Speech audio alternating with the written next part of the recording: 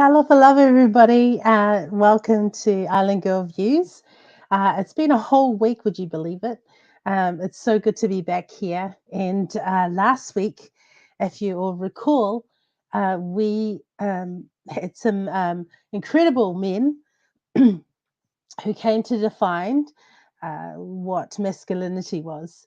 And so tonight we have some beautiful wahine who are going to come on and they're going to be talking with myself on what is a woman, because that seems to be the question of 2022.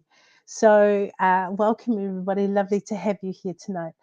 I'm going to start off with a word of prayer and then we'll bring these amazing women on. So, God, thank you so much that we can have this time. I pray for your blessing and favor over tonight's show. And we pray, God, that there'll be so much wisdom and just knowledge that will come from this discussion. We pray these things in Jesus' name. Amen. So, welcome everybody. I'm going to bring on our lovely guests tonight. We have Muna. Welcome, Muna. Kia ora. We have Tracy. Welcome, Tracy. Kia ora. And we have Jaspreet. Welcome, Jaspreet. Hi. So we had Lee Smith, but we've been having a few difficulties with her mic. So we will try and interview her at a later stage. But ladies, I would, if you could just introduce yourselves, it'd be great to just tell us who you are, what you're up to these days, and just a little bit about yourself. Let's start with Mona. That's okay? Yeah, that's awesome. Kia ora, everybody. Kia ora, Jaspreet and Tracy. Kia ora, Leao. So awesome to see you and hear you again, and to be, in that space having a good kōrero. Yeah, my name is Muna Lee. I live in South Auckland. Gosh, there's so much. Pretty much in a nutshell, I've been married for nearly 20 years. We have 4 children. 2 are teenagers and 2 are little. Yeah, and they keep me busy. That's me. Oh, that's wonderful, Mona. Let's go to Tracy. Just unmute you, Tracy. Kia ora, guys. No, so I'll start again. Kia ora, ladies. So I hail from the Bay of Plenty originally, but I currently live in Dunedin here for the last 2 years. Been married 8 months on Sunday. My husband was on last week having a chat with you, Leao. Yeah, great to be back having a wee chat about this. This is definitely a very topical topic. During the local body campaign down here, I was definitely well, I'm not asked this question exactly, asked a question in lieu of this. So I look forward to be able to share my opinion. I don't have any children of my own, but I'm definitely a well-versed teacher of 21 years, spanning across my early adulthood. So I definitely have a perspective on how our young girls and women are impressionable at these times and what a woman should be defined as, hopefully for them to grow into beautiful wahine. Oh, that's beautiful. Thank you. And Jaspreet. Good evening, I'm sure ladies. you don't need much introduction. Good evening, all. Thank you so much for having me on. Good to be here, Leao and Mona and Tracy. I am a dairy farming wife and mum, and I'm pretty much as far south from you guys as is possible. I live in Tuatapere, a tiny village at pretty much at the Southern Ocean.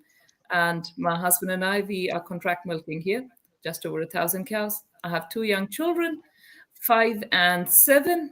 And yeah, life is a bit mad, but wouldn't have it any other way. Oh, that's wonderful. I will introduce myself. I am Leah. I've been married now for coming up 23 years to a lovely American man. And we had 3 grown up boys.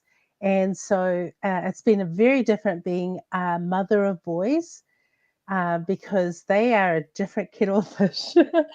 Love having them, but really different. I grew up with having 5 sisters and a few brothers, but actually having boys of my own, totally different story. So I'm so happy that we are all able to be here to discuss this, because this seems to be the question of, and in fact in America they had a documentary of what is a woman.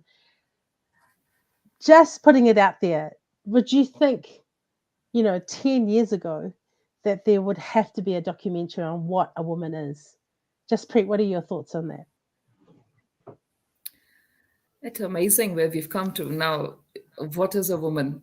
Of course, adult, biological, female. But if I go back to, I'm a practicing Sikh, and if I go back to my scripture, there's this very poignant line there that says, "A woman is the conscience of a man," and that is something I think I believe in very deeply. And I'm 43, and all my life I've never had to think about this issue. Why not?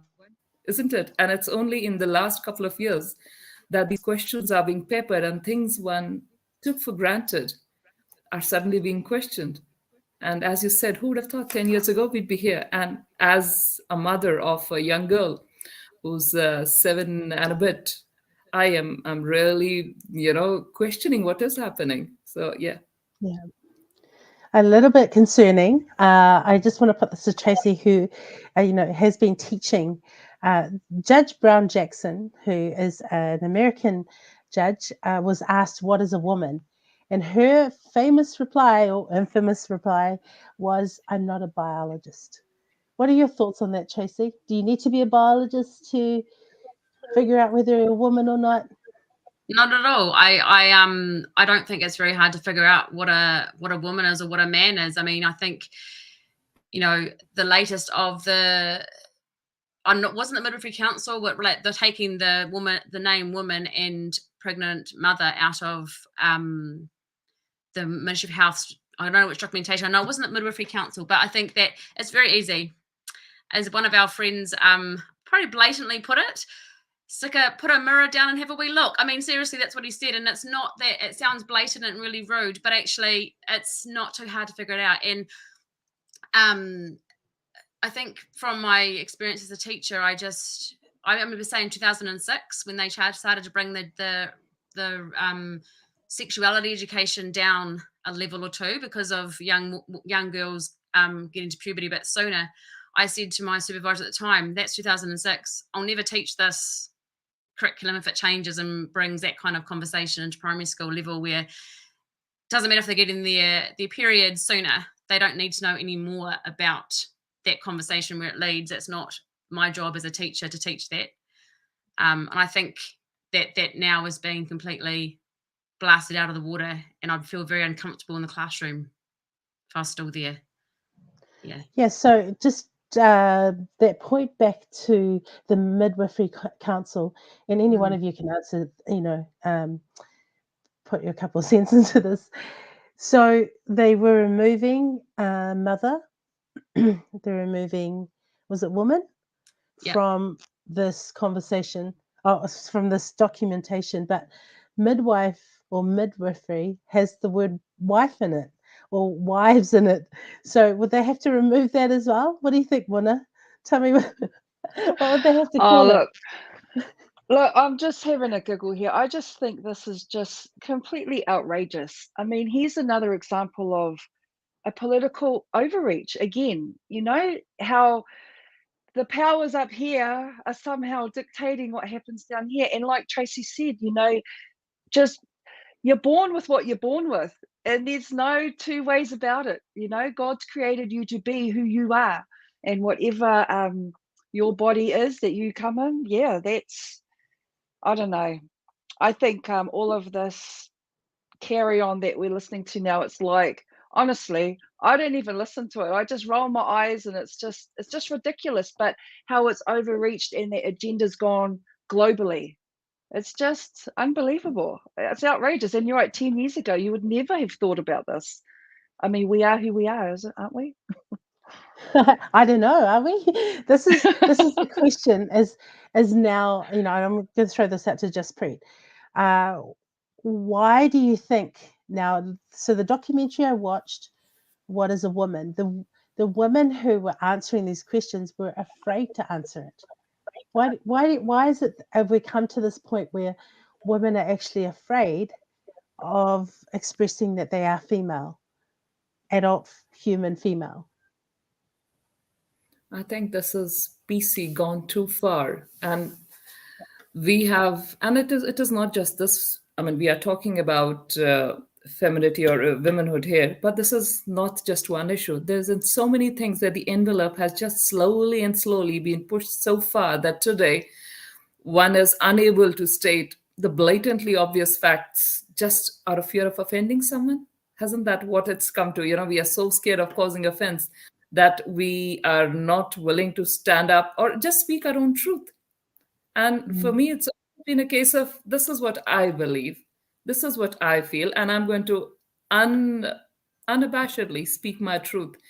And many of us are getting covered by, I don't know, they keep talking about, pink anti-bullying day, whatever day it is, and all of this. And yet, that's what we do, don't we? If anyone doesn't give you the right answer, the politically correct answer, and I've been at the receiving end of I don't know, nasty comments on Facebook and other social media, but we need to realize that there comes a point where either we stand in our truth or we hold our silence forever. And it's this whole thing of causing offense. But hey, since when did just speaking your truth, which is in some cases a universal truth, cause offense? And if it does, too bad.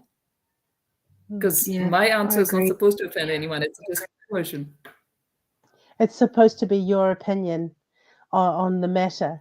What we're finding now is that there is bullying coming from those who are wanting to redefine what a woman is. And so I wanted to ask you, all three of you, um, a woman obviously is an adult human female. A woman belongs to the female sex, right? She has female chromosomes. So these are the things we're having to spell out right now. But the traits of a female, which I want to put out to you, is it a weakness to have empathy? Oh, I'll Mona? speak. No, absolutely not. I think, when you look at tāne me te wahine, we are so very different in our roles and the way we nurture or protect, or are we intuitive or instinctive? There is definitely, there is definitely, I guess, a nature that comes with being a woman, and I love that. It doesn't matter who's trying to redefine who we are. If we just stand and be and love who we are, and how we approach the world and our children and people and every circumstance, they can't really redefine anything because it's naturally within us anyway. It just makes no sense to me. That's what I mean. I just roll my eyes and just keep being me. Yeah. Me.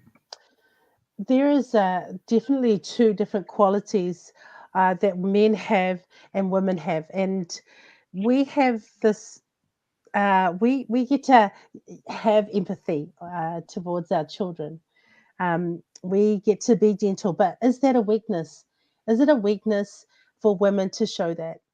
Is it a weakness? Tracy, what are your thoughts? Oh wait, I think she's her Wi-Fi is unstable. We'll go to Just No, Preet. I'll speak. I don't think it's a weakness. To be able to show emotion takes strength. It doesn't just come like that. And when we speak of, when you were talking, an incident came to my mind. I was a few years ago. It was nearly 20 years ago. I was in an accident in India, and the cops called my parents. And it wasn't too bad. I had a torn ligament, but the vehicle, I was on a two-wheeler that was written off. So, and I see after a bit, my parents are driving in, and I see mum driving, and it was a really cold, foggy night. And I was looking at mum, and dad was sitting next to her. I said, "Why did you drive?" She said, "The moment the cops call came, your dad was like, I can't drive. I'm shaking. I wonder, how bad she is." And that's when my mum, she said, "Right." And she hates driving in fog, winter night, and she drove. Now, who is to say what, and I'm talking about of an army officer dad who literally was like, I can't drive, you, my mom. And there she is, right, taking charge, and okay, she's fine, move her to hospital and whatever. Who is to say what is mental strength and physical strength? It is when it comes to your Yeah. children, I think, and over the last 2 years, as this entire medical pandemic narrative has said, I have overwhelmingly seen women to be far tougher and far call it whatever, because the protective instinct for our families, be it friends, family, children, you don't necessarily need to have children to feel empathy, is like huge for our communities. So no, it is not the way I look at it. What are your Yeah, thoughts, I Mona? agree. Oh, I agree. It's definitely not a weakness, to Yeah. love and nurture and honor your babies and your family. Gosh, that's one thing we are taught to do and should be spreading that and teaching and exampling what that looks like. And also, empathy is being able to express at such a deep level because you have experienced maybe that same scenario as well, as opposed to being sympathetic. Sympathetic's just very, oh yeah, I understand. But empathetic is when you've lived it and you've breathed it and you know. So yeah, it's funny, I someone was saying I heard something the other day, and I had heard of it before, that there's such a DNA connection between the mum and her children, and apparently we carry their cells in our brains or something like this. Oh, sorry, That's right. I just thought of it just Of now. Yes, of the grandmother. That's right. yes. So there's that innate connection as a mama bear that we will do anything to protect our babies, our family, absolutely, and our loved ones. So there's another word that has come up, and that's the word submissive. Does anyone want to speak into that? I think just Preet's like, yes, please. Submissive. Now, I guess it is a way of looking at what would you call submissive. Women are the peacemakers. We are, at times, I've seen, we are the ones to also build bridges. Now, I have also seen a person, somebody I know, who, after losing a husband in very tragic circumstances, held the family together and, carried on. And this is a person who you would never think, but I guess submissive is a very, it is just, it's being used as a slur, isn't it? When we are talking of it's sort of finding a compromise at times. Maybe you sometimes find a point where somebody else is not able to come to a consensus, and right, you reach an agreement, or you are able to resolve matters and move forward. And I've seen women do this time and time again. Were they submissive? I'd probably use the word shrewd. Yeah. To keep things ticking along. And sometimes you have to look at the bigger picture. I wouldn't think of myself as ever being submissive, but at times have I taken a call which is for the greater good? Yeah, I have, and absolutely have no qualms about it. Yeah. So, from a biblical perspective, it says in one verse about wives submitting to their husbands, which is the one that is constantly brought up to us as women. But there is another one that actually says submit to each other. So that is a partnership, and along the same lines, it says that husbands are to love your wives like Christ loves the church. So the Christ actually gave up his life. He sacrificed his life so that the church would flourish, and that's the kind of love that that men are to give their wives. So the submissive is to actually submit to each other, and to be fair, and I'm just going to put it out there, I'm okay with it. I trust my husband to make decisions that, sometimes in my emotional state, I can't necessarily make. And so we have to come to that compromise. So I wanted to ask the question, why do you think that as women, our identity has been stripped, and so has men, especially our men. Why do you think that now in this very vital time that we understand our identity, why is that whole stripping of women so it's almost in your face? It's, they're bombarding it on us that we can't be the woman that we should be. Like I just briefly before I give that to you as a question. So feminism, I actually read up on it today. So it started off in the 1840s, would you believe it? That far back. And it was around education because women weren't being educated. So they just went, we need to stand up for this. And then in the 1960s, it was around gender issues. It was around women's sexual liberation.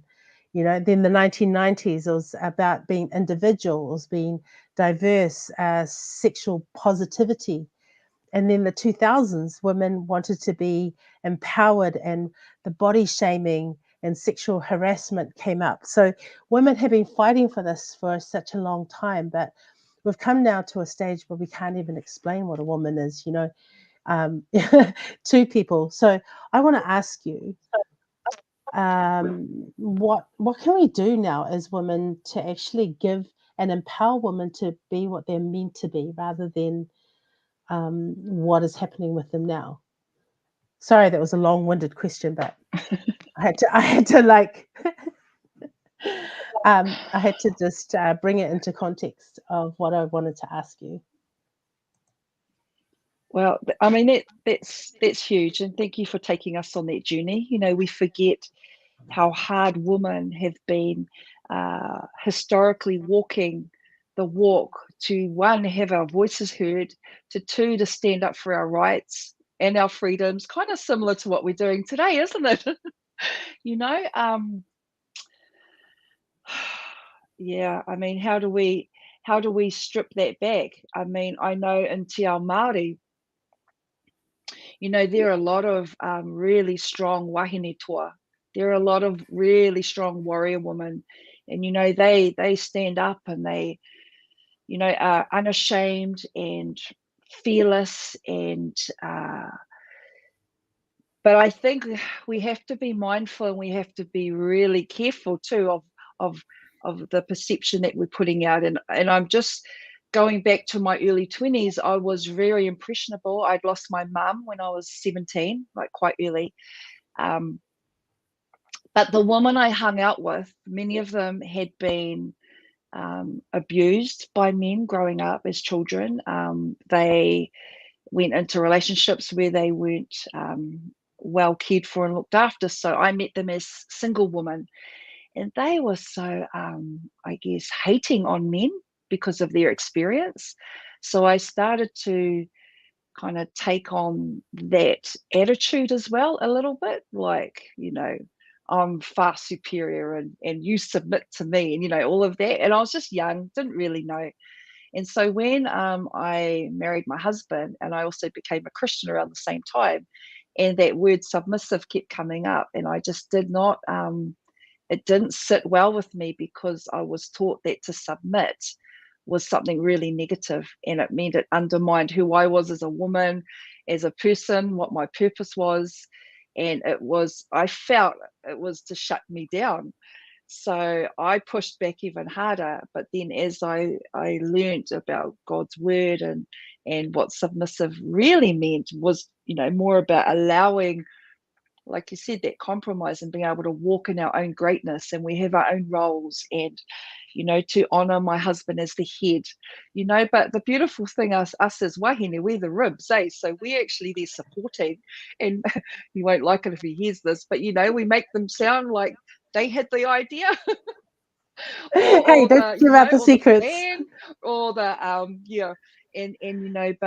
but it's that empowering, and that's what submissive is to me now. It's being able to empower each other. So I think back to your question is, how do we continue to walk in our wahinetanga, or being a woman? Yeah, we just do it. You just do it, honestly, eh? I don't really know what else to say, but yeah. No, that's perfect. Jaspreet, do you have anything to add to that?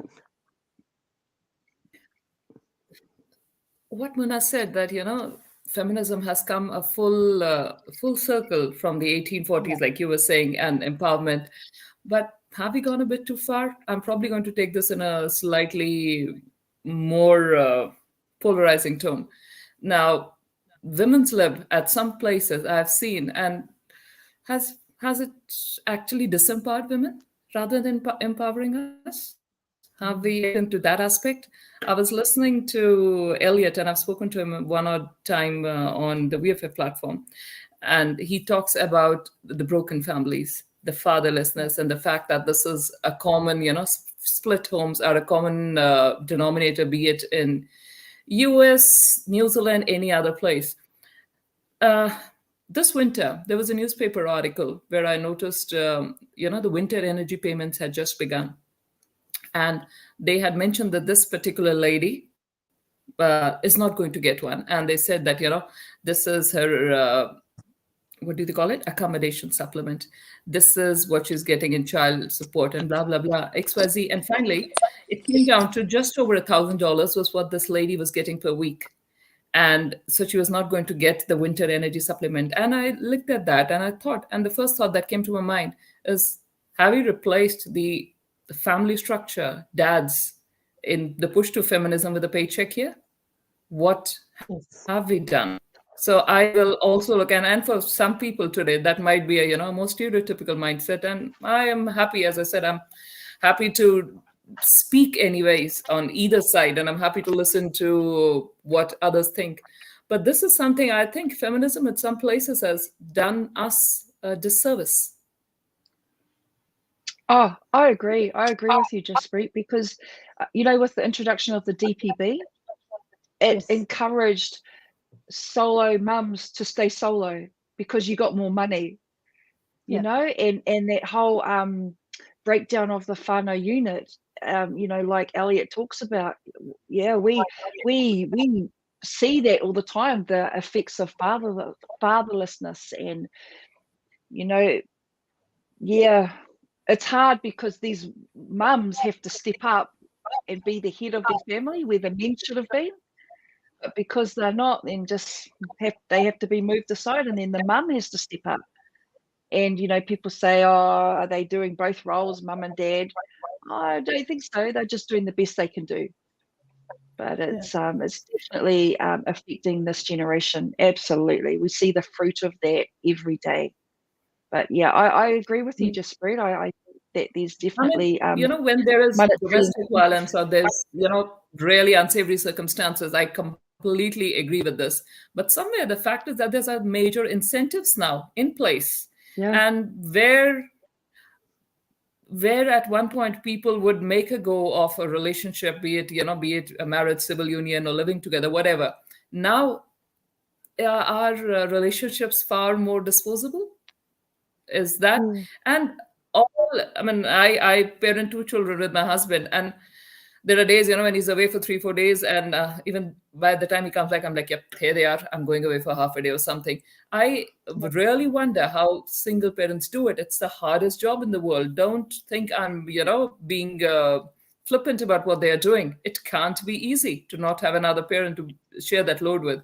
But one also has to look at how the incentives have been skewed and how feminism has done itself a disservice now, the way I see it.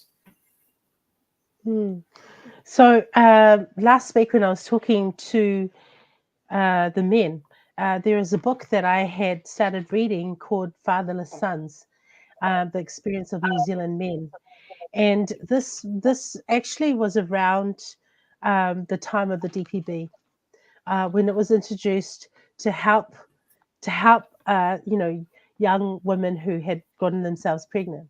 The thing was, by the time it got to when I was in high school, it became a career option.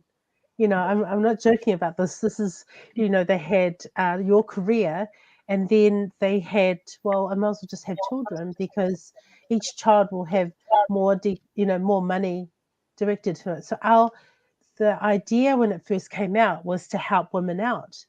Then it became why do we need men when we could just, use their sperm and have lots of children? Then you had a whole layer, another generation of a fatherless nation, and we've come down to, I'm not saying that was the reason why it all happened, but because they used that as a way, forward that became easier. Became easier on taxpayers' money to have more children. So I feel like that this is throughout the Labour government, taking away smacking. Not that smacking was part of disciplining your children. So we had solo mums who were completely frustrated with having 4 or 5 children, not being able to discipline them, out of control, no authority. So there's no father figure.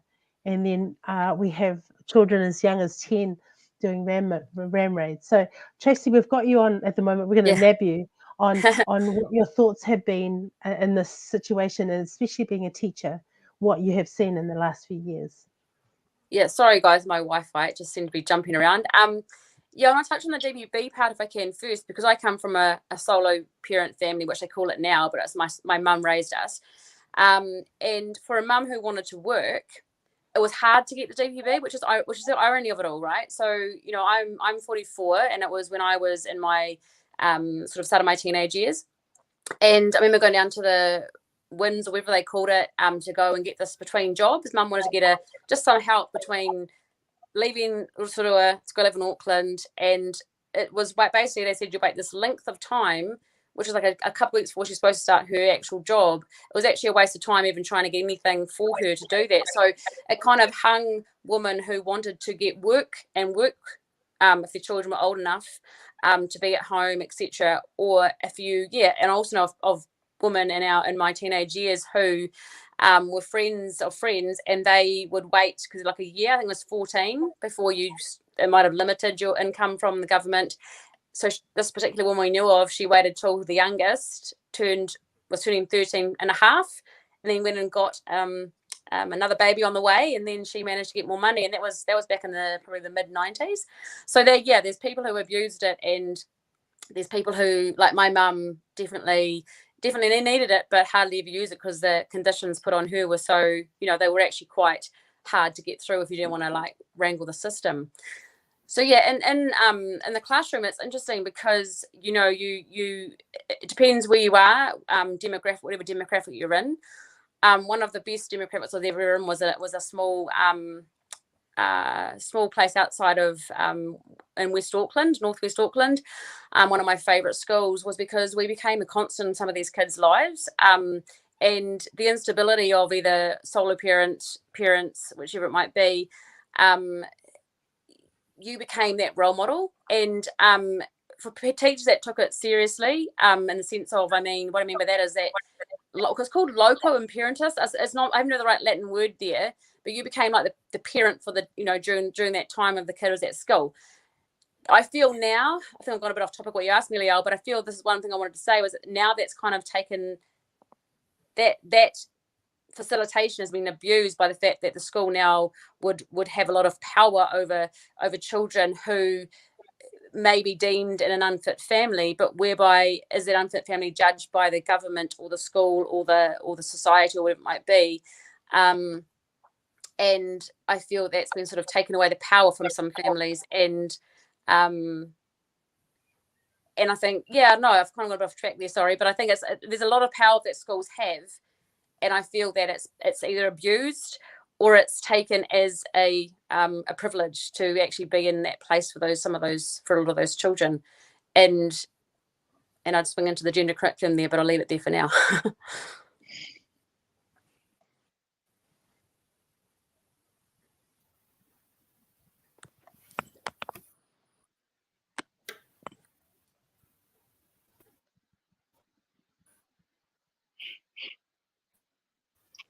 Hang on. There you are. Here we go. I'm just like, I'm muted. I just wanted to read this out because many are growing up in a family that doesn't have strong beliefs in family unit. Women who haven't experienced power from within sees money provided by government as a tool to manipulate the situation that they're in. No thoughts on children's emotional health to stay connected with their dad. That is actually quite, that is true. And this is what we're finding with our children, because not only are their solo mums, but what are the layers of our children going through this? One of the things I want to bring up to 3 is in my notes that I had with the feminist movement was the sexual positivity that came out in the 1990s. So, as Jaspreet has been talking about how feminism, the feminist movement has come to a point where it's starting to implode. We, in the last week, have had in the news that you can now dial an abortion over the phone. There have been, quite a few that have rung up. We have gone to that extreme now where if you're not feeling comfortable, whereas in before we used to have, well, if you're raped, then that would be a reason to, I guess, have an abortion. And I'm going to just bring it here. We have come to this, the sexual positivity and the sexual revolution that feminists had brought in. We have now come to the point where actually about their body, they are getting rid of another body, like another, their DNA. I just want your thoughts on this because it's a very sensitive topic, but also a very important one for us as Wahine to discuss. So I'm just going to put it up there. Any one of you can speak to that. I think if I can start, it comes from a place where, and I've been and hearing, I think more like with girls, older sisters, and some of them used it as a contraceptive. And for me, I didn't understand what that meant because I had no interest in boys until I was about 15 or 16. I mean, and that means just being my best friends kind of thing. So I really had no idea what it even meant. Like I didn't really know. But as I grew older, if you go near some places that talk about sexual health, it's considered an option anyway, option of the other ones that you might take as well. And so, and I grew up in the late 90s as a teenager, and I don't ever remember it being taught that it was sacred. I was with my upbringing, but in the wider realm of when sexuality education came into the later school years, it just was an option of the many that you take, like the ECP, the emergency contraceptive pill, for instance, or if you got into a dire straits, then you're looking at an abortion. And this wasn't said to me; it was said to older friends, older sisters. But yeah, it was just prolific to actually have that as an option, which I was appalled at the because I was in a Christian school, and I was brought up with really strong values that, if you got pregnant in a situation by which you couldn't manage, you would actually just turn to your family. So to see it out there in agencies was a shock, actually.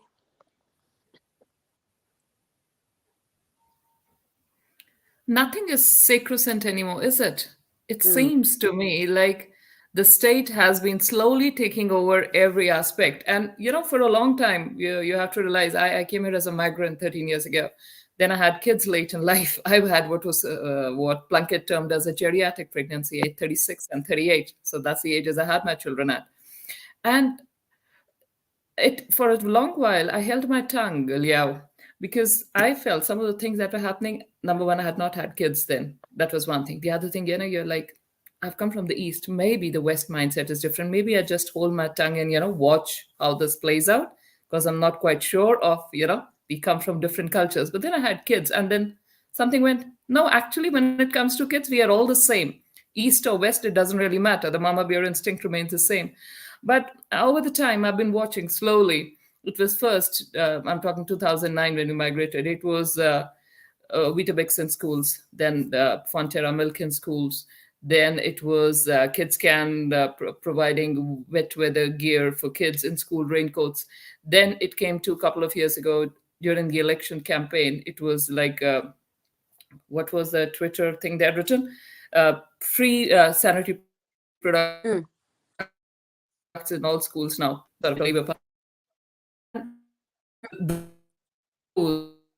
Like no, coming from a place of privilege. I'm like, no, if a family can't afford less than 5, pack of sanitary pads once a month, that child has bigger problems. That child probably doesn't have a warm bed, a full tummy, clothes, apparel, whatever. The state has slowly been taking over. And parents have been relinquishing their responsibilities. That's the way I see it. And slowly, I know of instances where a mom was worried that her child was into drugs, so she'd been checking her, she thought her daughter was slightly depressed and all. But what she didn't know was what I knew somehow. I shouldn't have, but I knew that a daughter had emotional grief. Others knew it, but nobody could tell her mom. The state, obviously, the school got it done, and that's why the child was depressed. The state is practically raising our children. What's next? That has to be reclaimed. I mean, call it feminism or whatever you may call it. We have just let the pendulum swing too far. Yes. Mm. Yeah. Yeah, I totally agree. I just wanted to, sorry, I just wanted to say, as a community developer, I've seen the lunches brought to school, and when it first came out and they suggested it, I said send the bread home to the families so they can make it together, because the more you take away from the responsibility of the family, the less they'll just be too, they'll just be lazy. It's one thing to provide food for them, but it's a totally different thing to not give them responsibility for it. Mm. That is what they're meant to be doing. But no, it was rolled out anyway. The lunches have been a disaster from what I can see in West Auckland.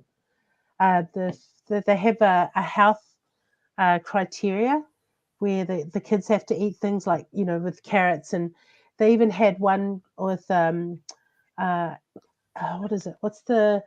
It's a very, very expensive. Yeah, a lot of it is very grim. Oh, sorry, no, I'm just going to say it. But very expensive vegetarian food that most of these kids won't eat. So I just this is the slow, slowly, steadily. Breakfast. We have breakfast club. We have lunch now. Are we going to have dinner at some point? Or are we going to just keep our kids there at school? But we're laughing about this, but this has happened in the past. I was an avocado. I'll tell you when I actually get it. I just want to just touch on this, Raywin. Look, none of us are ever going to be knocking those who are on DPB. We have seen mothers who have had to survive on what they had, and this is in no way, degrading any of that, because we understand. We understand what it's like to not have anything and to grow up. But what we were saying is this is where we're coming to the other end of the spectrum. And Mona, I just wanted to give you a minute to speak, since I didn't give you a chance to speak.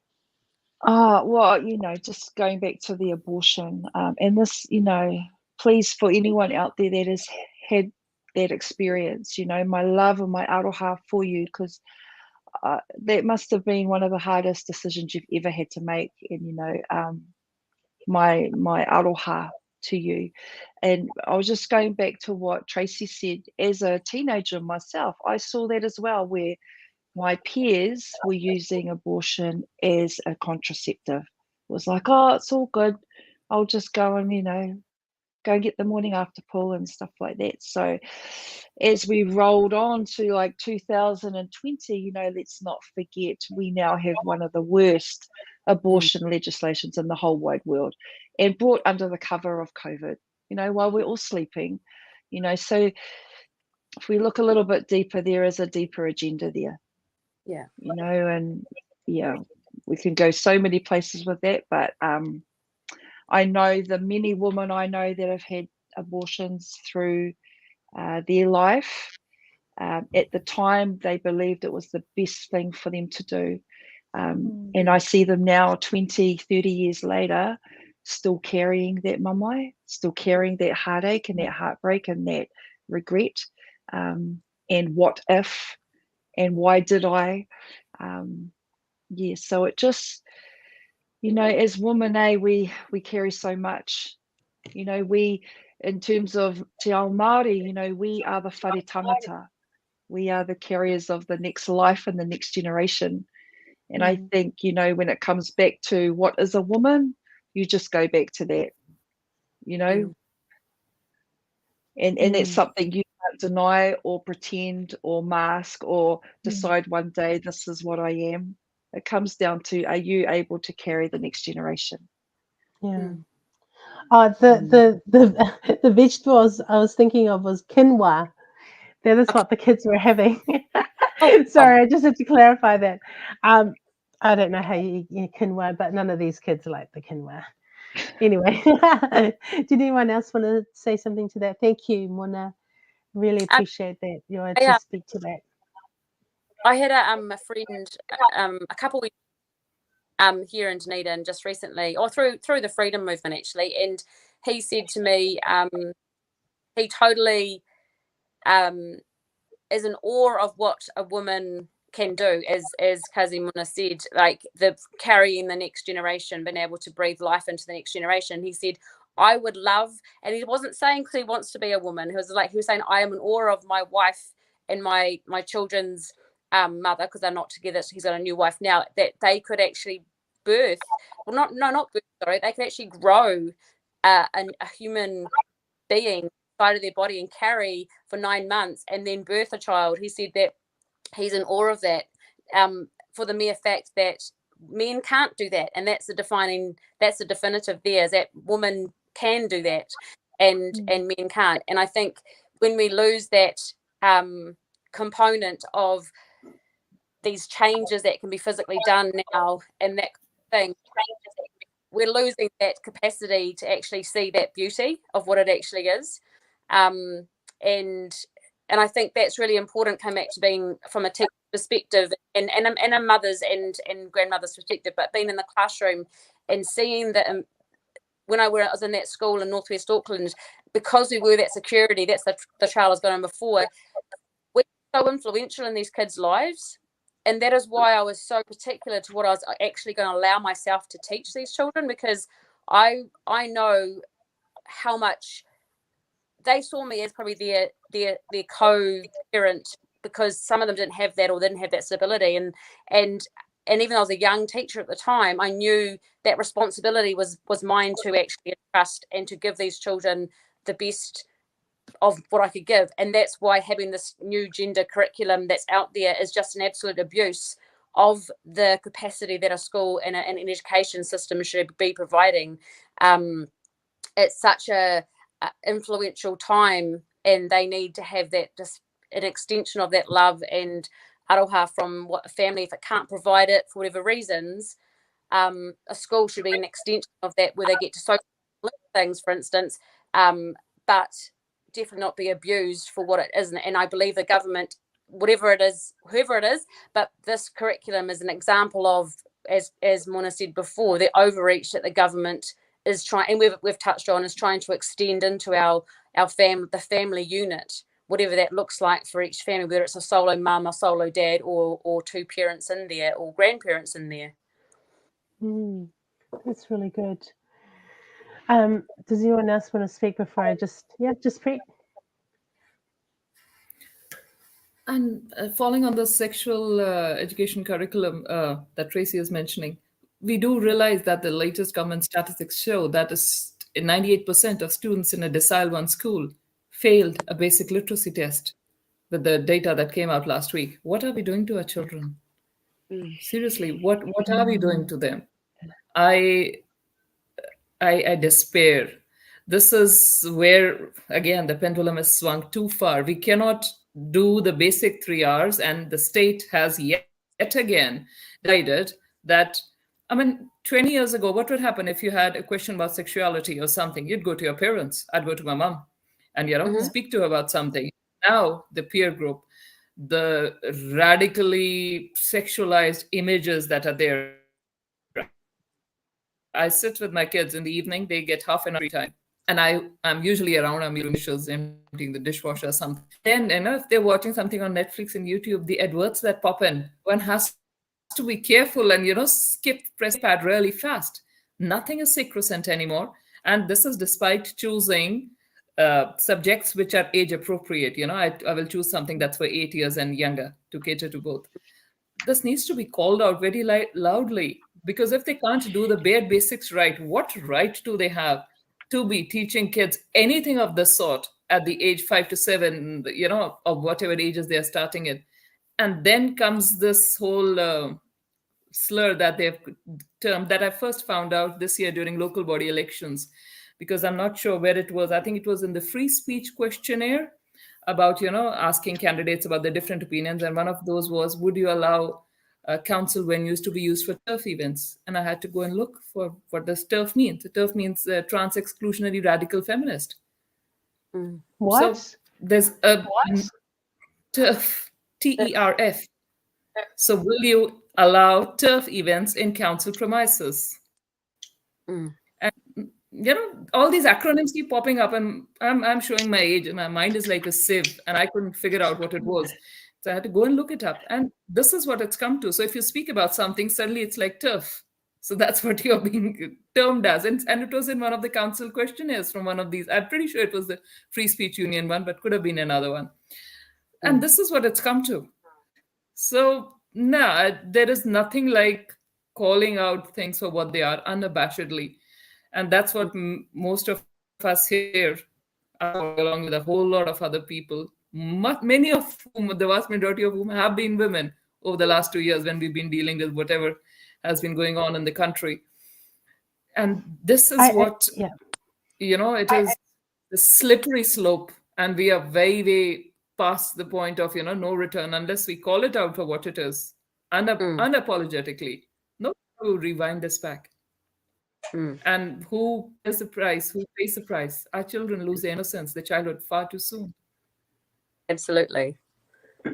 I think for so many years we have, so much of our men have been put down to a place now where in the last 2.5 years, we've seen women stand up for them, stand up and, in the gap, so that there will be a time where we can awhi our men back to the pillars of society that they're meant to be. I want to ask you, we've only got a few more minutes left. If you can, all of you can just think of just a couple of minutes and speak about what can we do, as we've come together here as women, and what can we do? How can we speak to this next generation about how change can happen? I know we'll start with you, Jaspreet, because it's exactly what you've done. You're now standing for local council. You stood out and you said, I'm going to do this. I'm going to do this. And Tracy, you did that as well. Mona, you've done that in your own right within the school. So just in a couple of minutes, if you could just encourage those who are listening, those who are going to listen, about what we can do, not just as women, but men here who are watching as well. So we'll start with you, Jaspreet. Thank you. On a personal level, I have tried, and I can't say I've been all my life I've been quite a geek and a sort of person who's not gotten into all of this. But there was something in the last 2 years which suddenly, flicked that switch on. My husband said midlife crisis or something has happened, but something got me vocal. And this is very unlike me. If you speak to people who knew me even 5 years before, they'll say, gosh, whatever happened to you? But having those uncomfortable conversations, there is no way around that. And you'd be surprised how many people, when you talk to one-on-one, they will speak. And that's what I've always tried to do. And, in fact, tried to probably gone a bit too far. I've had friends tell me, I just finished the glass of wine, leave it, drop it. But I've been the sort of person who's been constantly talking about this, that something out here is not right. And probably my husband, I think I have tried to, because it's been harder for men, I think, than women in these last 2 years. At least that's the way I feel. Had it been some things like, a full-fledged, like I've grown up in the army, had it been a full-fledged war, there'd be men right ahead. It's this whole psychological thing, these psychological games that are going on that I think women deal with better than men. Men are like, unless you find a solution A to B, and either you can do something, or if you can't, you sort of leave that aside. And it has also been a point of encouraging men, sort of empowering them, as Mona said, be it in their own small way. My husband has found this extremely hard, these whole last 2 years. And there's been places where he sort of felt, drop it, don't talk about it. And I've been like, no, I'm wearing my t-shirt and I'm going, and this is it. But there is no substitute for empowering people and having the hard conversations. No matter, there's times when my voice has shaken, but you still, bravery is feeling scared but doing it anyway. So yeah, just speak your truth. That's what it comes down to. Speak your truth. Love it. Thank you so much. I'm going to bring Mona. It is on Yes, you, girl. I'm writing away all these beautiful words you're saying, Jaspreet. Awesome. Oh, gosh. Yeah, like the last 2 years is a real example of, something quite profound that we have never been through before, and it's tested us and our roles within our home, within our communities. Definitely coming back, encouraging our men to stand, to have courage, because you're right, Leao, in the last 2.5 years, many of the women were the ones that stood and took the front line of the battlefield. And I was one of them. And we all of us here, we were on the battlefield. And what I loved about the roles within my whānau with my husband, he allowed me to do that. He allowed me to step into that wahine toa, that warrior woman phase, and I was out there fighting. And he stayed home with the kids and made sure everything was safe. My kids were safe. Our home was, looked after. And so it was just for a season. And in that time, and I think this is what we can do, is just be brave, be courageous, have those uncomfortable conversations, and walk in your calling, really. We all have a purpose, and I believe that we also have to discern when the season changes as well. So now I chose not to stay on that battlefield because I got weary, I got tired, and I was, because of my focus and distraction, was out the front. So I stopped that, and I've returned my focus back onto my children, my home, and my garden, and living well and exempling it. So whatever space, whatever season we're in, walk it out beautifully with grace and because there's so many, I guess, aspects as a woman who we carry. So I can be a warrior, I can be soft, I can be the gardener, I can cry in the corner with my kids. So it's just, I guess, honoring every piece of who we are in whatever season that we are presented with, whatever battlefield we choose to walk on, and just walk with style and grace and confidence and purpose. And you can't go wrong, I reckon. And what I love about that is that our kids are witnessing and seeing us in those different roles as they change. And what a better legacy to leave for when they grow and whatever situation they are confronted with as adults. So yeah, I think just be the best that you can be. That's so beautifully said. Thank you so much. Tracy? I always think being the last, you always can feed off what other guys have said, but Jaspreet and Mona, you spoke so beautifully at what do, speak the truth, be you can be. And I think being that the movement that we all sort of portrayed ourselves in over the last while, and with us, like with Watson and myself, because we were a duo for our freedom group down here in Dunedin, and so it's been interesting hearing people talk about those roles that we played and being a couple in that role, that one role. Everyone saw that I was the voice and Watson was the rock. Now, and I totally agree with what Jaspreet and Mona said.